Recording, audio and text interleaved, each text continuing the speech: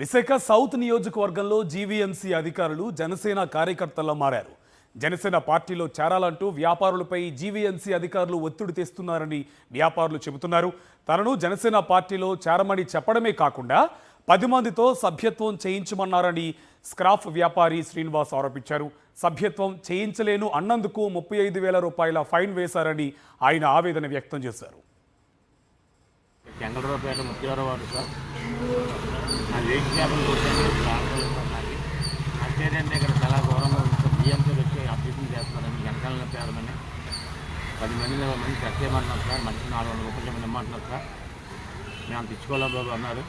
బియ్యంకి అధికారులు పంపించి మాకు 35,000 రూపాయలు ఫైన్ వేశారు. 35,000 ఫైన్ వేశారు సార్. ఇక్కడ చెంగళరావుపేట ముత్యాలవాడు సార్, నా వెయిట్ చేపలు కొట్టండి ప్రాంతాలు అంతేనంటే ఇక్కడ చాలా ఘోరంగా ఉంటుంది. బియ్యంతో వచ్చి అభ్యర్థన చేస్తున్నారని వెనకాల పేదమని 10 మంది ఖర్చు చేయమంటున్నారు సార్. మనిషి 400 రూపాయలు ఇమ్మంటున్నారు సార్.